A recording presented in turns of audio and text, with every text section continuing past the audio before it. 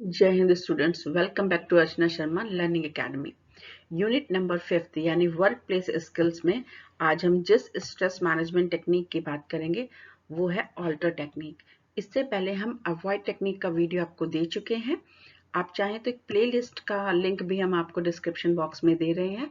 आप जैसे ही प्लेलिस्ट पर क्लिक करेंगे यूनिट 5 खुलकर आपके सामने आ जाएगी, तो आप इजीली वहां से अवॉइड टेक्निक पढ़ सकते हैं। नोट्स की आप चिंता ना करें, हमारे ब्लॉग पर है, उसका भी लिंक मैंने डिस्क्रिप्शन बॉक्स में आपको दे दिया है। आपको सिर्फ पेन लेना है, रजिस्टर लेना है, ताकि आप जल्दी से जो भी प्रॉब्लम आपको वीडियो देखते समय आ रही है उसको नोट करें और कमेंट बॉक्स में लिखकर हमसे पूछें।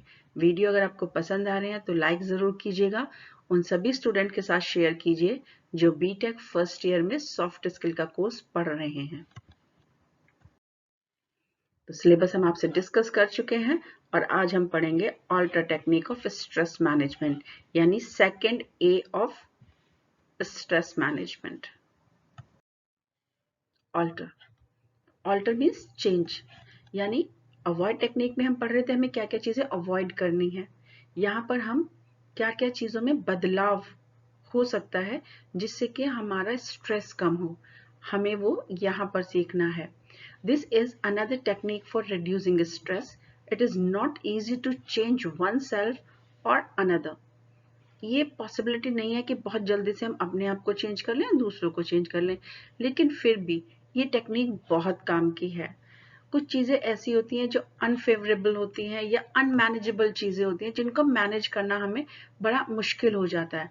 तो अगर हम थोड़ी सी बुद्धिमानी, विट मतलब बुद्धिमानी, थोड़ी सी बुद्धिमानी, थोड़े से धैर्य से, थोड़ी सी बातचीत से, थोड़ा सा परसुएशन टेक्निक लगाकर, यानी कि फैलाने फुसलाने की टेक्निक अगर हम लगा लें तो इन सारी चीजों से हम क्या कर सकते हैं, सिचुएशंस को बदल सकते हैं।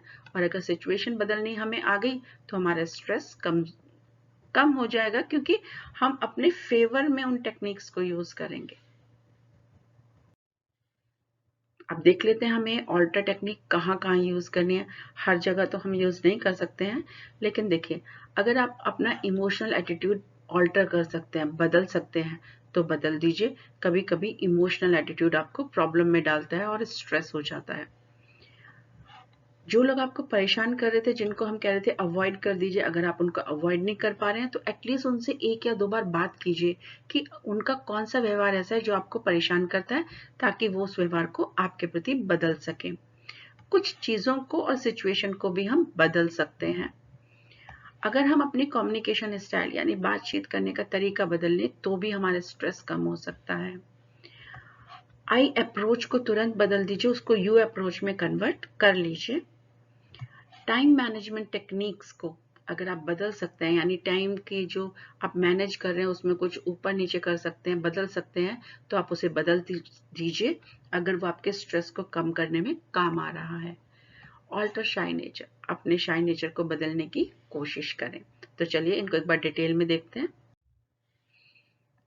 Alter emotional attitude, change emotional attitude into emotional intelligence to reduce stress. कितनी अच्छी चीज यहाँ पर है कि हम इमोशनल एटीट्यूड को इमोशनल इंटेलिजेंस में यूज करें, यानी जो चीज हमें वीक कर रही है और वीक होने की वजह से वो हमें स्ट्रेस दे रही है, उसको आप अपनी स्ट्रेंथ बना लीजिए,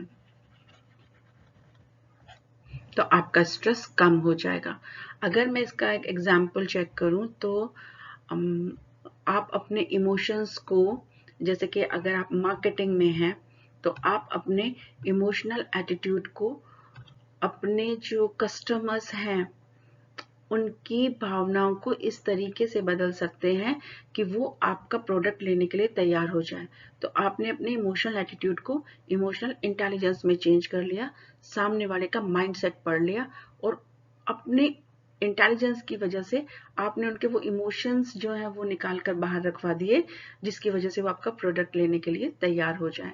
तो इस तरह से आप अपने इमोशनल एटीट्यूड को इमोशनल इंटेलिजेंस में चेंज कर सकते हैं। Ask others to alter their behaviour, अगर आपको लगता है कि किसी का बिहेवियर आपको हर्ट कर रहा है या कोई आपके बारे में बिना वजह ही डायरेक्टली और इनडायरेक्टली परेशानी वाली बात करता है, तो उनको रिक्वेस्ट कीजिए, डायरेक्टली करिए या इनडायरेक्टली, कि इस चीज़ को आप दोबारा ना करें, इससे मुझे प्रॉब्लम होती है, अदरवाइज फिर आप उसको अवॉइड कर दें। लेकिन अगर उस व्यक्ति को आप अवॉइड नहीं कर पा रहे हैं, ज़रूरी है उससे बातचीत करना, तो उसे बता दीजिए कि उसका कौन सा ऐसा तरीका है जो आपको पसंद नहीं है, ताकि व्यवहार में चेंज हो सके। Alter yourself. कुछ आपकी आदतें ऐसी हैं जिनके बदलने से ही आपकी लाइफ स्ट्रेस फ्री हो जाती है। जैसे कि आपको लेट उठने की आदत है, आप काम पर लेट हो जाते हैं, तो इस चीज़ को आप बदल सकते हैं, आप जल्दी उठना शुरू कर सकते हैं।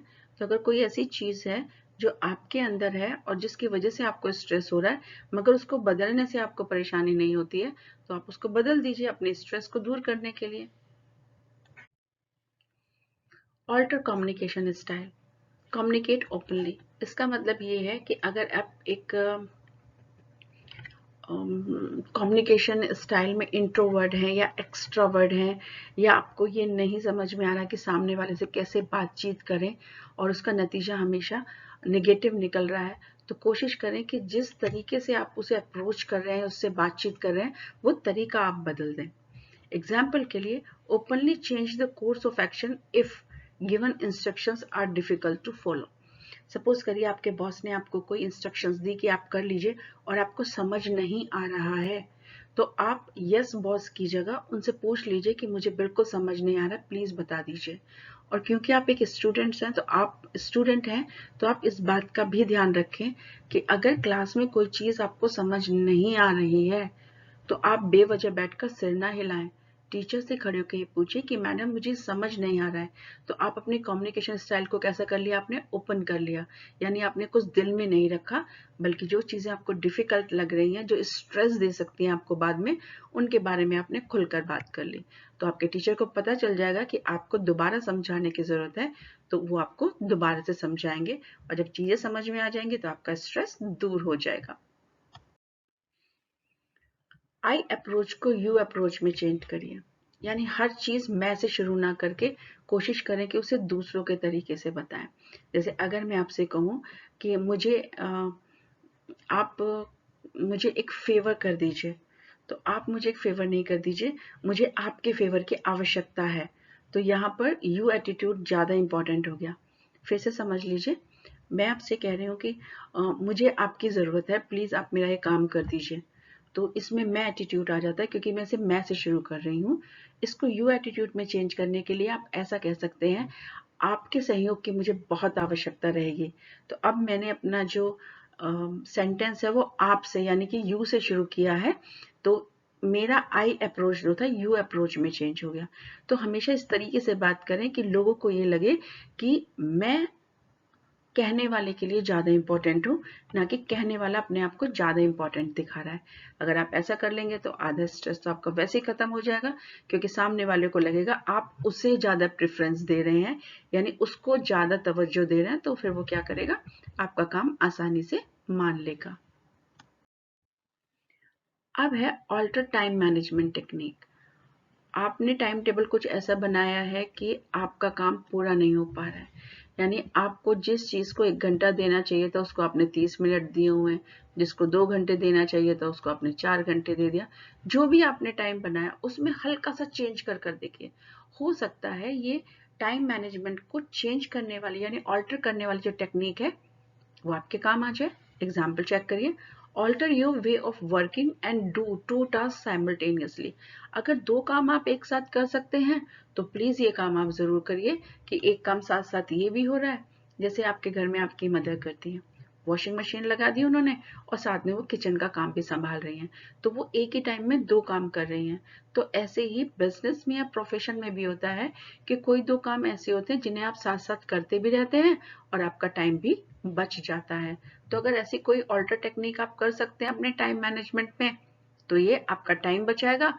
और अगर आपके पास टाइम ज्यादा होगा तो आप कोई और एक्स्ट्रा या फिर वैल्यूएबल काम भी कर पाएंगे।